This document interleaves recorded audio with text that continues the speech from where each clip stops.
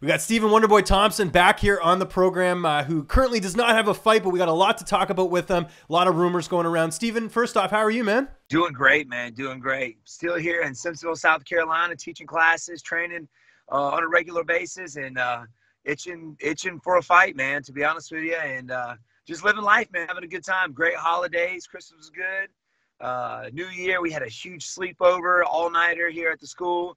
So I'm still trying to recover from that. Right. But having a great time, brother. That's great to hear. Of course, you haven't fought in a while because of the injury and everything like that. The last time we talked, of course, you were still dealing with that. When were you able to get back to training full time? You know, I ended up tearing my MCL during the fight, with Till, and it took me probably 2 months this time to get everything back to normal.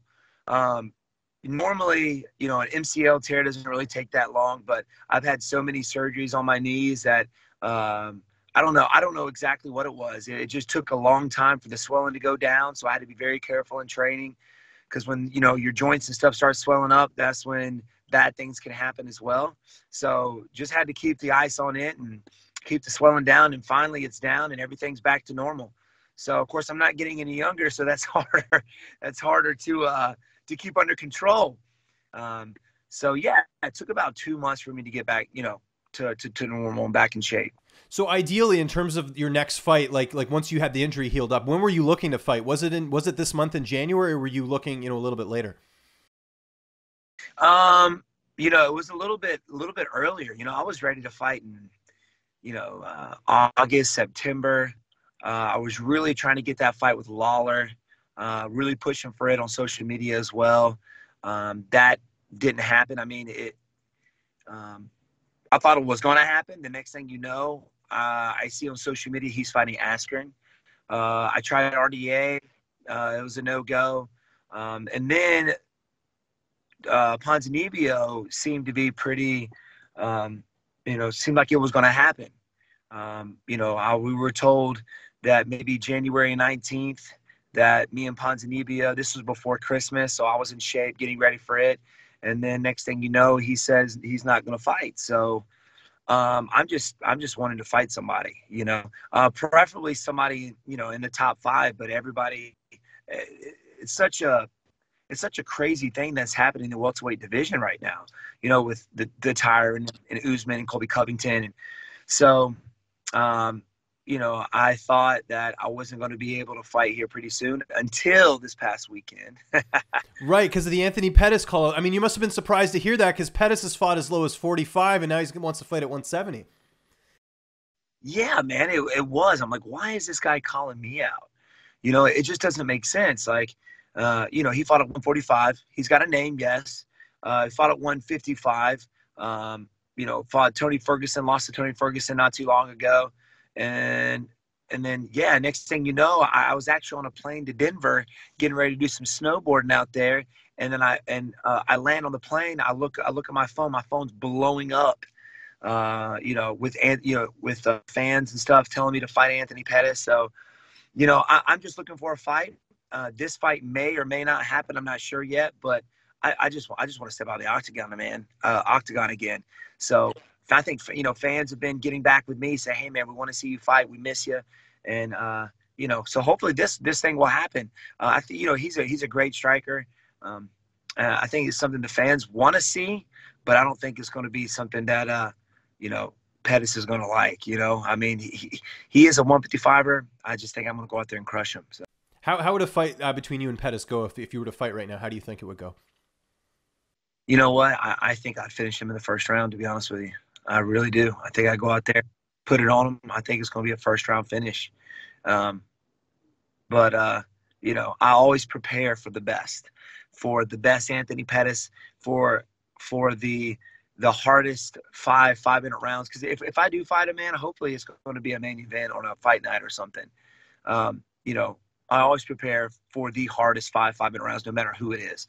I know a lot of people would be thinking that, you know, that taking Pettis lightly, but I'm definitely not, man. He's tricky. The guy's tricky, man. He's got some good taekwondo kicks, man, and he's put some really good people away. His jiu-jitsu is I think, underestimated. I mean, he submitted some really high-level guys in his division. So maybe he's thinking he's going to take me down and submit me, but it's not going to happen, man. Tyron had a hard time getting me down during the fight, and so I think he's in for a rude awakening, my friend. But hey, I'll welcome him with open arms to the 170 division. Were you surprised to see Karmau Usman get the title shot against Woodley as opposed to Colby Covington, who was, before the interim champion? Yeah, there's a lot of crazy stuff going on. Not really sure why they picked Usman instead of Colby Covington. Because, after Colby Covington beat RDA, I thought it was going to be it. So I'm not really sure what the ins and outs are with that, the whole inside scoop. But Usman's got it, man. Usman's got it. I guess maybe Colby is not willing to fight him. I know there was a whole debacle on, they had a fight set, and then Colby Covington said, I won't be ready by this time next month. But that was like a few months ago, like several months ago, that all happened. So not really sure. I understand Colby's pissed, and I would be too, when you're told you're going to be the guy going to be fighting for the title next, and then they kind of take that out from underneath you, it would piss me off too. But that said, I think Usman and Tyron would be a very good fight. I personally think Tyron's going to knock him out. Yes, Usman's got some of the best wrestling. His striking's I don't think is on par with Tyron's, but I think Usman's going to turn into a wrestling match. If he can keep that cardio level up, 5 rounds, Usman's got it. But if he can tire Tyron out, because Tyron's known to kind of slow down in those later rounds, and Usman's he's a monster, man. He's a monster. But once he keep it standing, I think Tyron's got it. What were your thoughts on the UFC moving that entire card from Vegas to California because of the John Jones situation, and then them coming out and saying that, it's because it was in his system from before, he didn't actually fail anything? I think that's stupid. Nothing stays in your system for that long. Nothing. I just want to punch everybody in USADA in the face for even thinking that. I mean, they're pros. They know that. They know that stuff doesn't stay in your system for 18 months. Come on.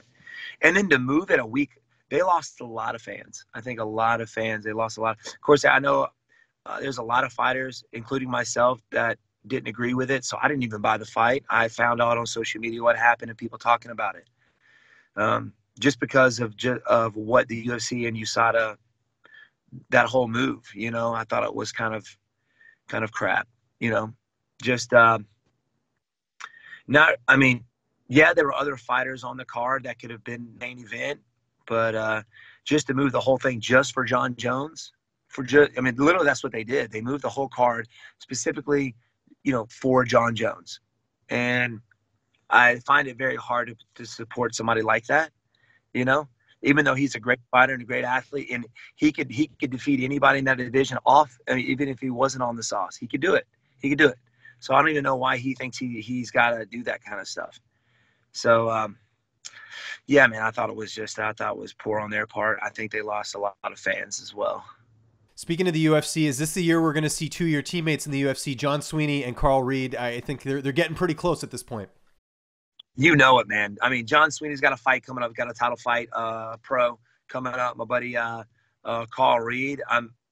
He's looking at an Ultimate Contender, but they got a Philly card coming up where he was born and raised. That's right. I saw that. I saw him post something about that. That would be pretty cool to see him on that card. Because if you're looking at that card, they don't really have any Philly guys. Paul Felder's fighting Vic. He probably won't be able to fight in time. And then Eddie Alvarez went to 1. So they're going to need some local flavor for that card. They got to, and he's born and raised there. He would pack the place out, man. He's still got a lot of fans there as well that follow him. So get him on that card, UFC. If you're listening, man, if you're watching this show, man, get my man Carl Reed on that card. The guy is a 205er, but he fights like me. He fights like a 170. He and he's a wrestler, which is crazy. He's got everything. He's a wrestling coach at Limestone University. He wrestled with Cody Garbrandt, Corey Anderson at Newberry College back in the day. So his teammates he's got like most of his teammates in the UFC right now. And I think he'll make a big splash in the UFC. So let's get him on that Philly card. John Sweeney too, man. John Sweeney is a talker, which is, that's what the UFC wants right now anyway. He's a talker, but he backs it up. So these two guys, it's their year, 2019. They're going to be making it in the UFC. So right here in the small town of South Carolina, we're going to be making some noise. So. One of your other friends, last question as we're going to end things here, Chris Weidman, obviously disappointing loss to Jacare in his last fight. Have you talked to him? What's the latest with him? Anything you can share if you have spoken to him? Yeah, we have, man. We went on Christmas vacation together, me and my family and his family. So he's doing great, man. He's doing great. And to be honest with you, that's the best Chris Weidman, especially striking wise, that I've seen in his last fight. Best striking I've seen. I mean, when you're out there, anything can happen. It only takes one shot, and everybody knows that stepping out in the octagon. And so he's his spirits up. He's keeping his chin up. I think he hurt his neck a little bit during that fight. So the same area he had surgery in. I know he had surgery not too long ago on his neck, so it's bothering him a little bit. But I think it's getting a lot better. So we should be seeing him in the octagon pretty soon. He posted something up not too long ago. He can't wait to get back in the octagon. The fans are really supporting him. And, man, I don't think we've seen the last of Chris Weidman. And hopefully we see you in the octagon soon, Steven. Hopefully this Anthony Pettis fight works out. I don't know what a guy has to do to get a fight, so hopefully we'll talk before that one. But in the meantime, just remind people where they can find you on social media. And if you got anyone to thank, the floor is yours, sir. Well, first, man, I want to thank you for having me on, man. Always a pleasure talking with you. If you want to follow me on Facebook, it's Stephen Wonderboy Thompson. Twitter and Instagram, it's Wonderboy MMA. So check me out, guys. Give me a follow.